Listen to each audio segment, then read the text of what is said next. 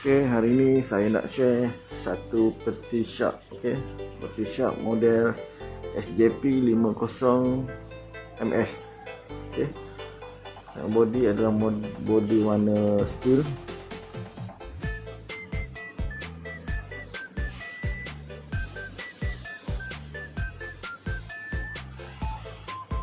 Okay, ada teknologi Plasmacluster.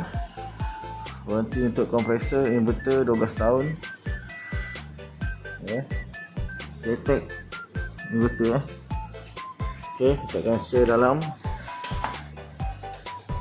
Okay, ini adalah tempat freezer. Okay, ice maker.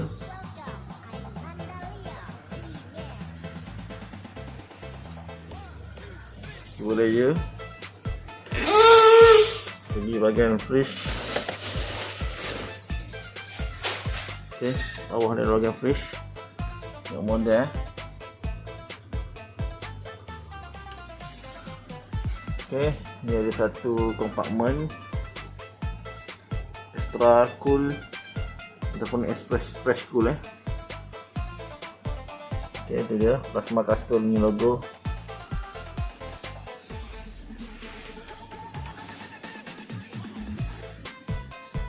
Ini untuk storage sayur. Sebagai pintu, satu step, dua step, tiga, empat step. Okay, ini ada tempat telur.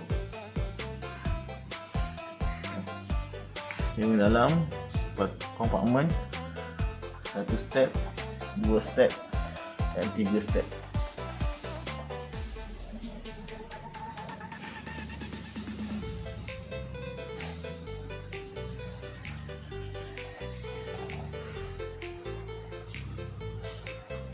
Okay.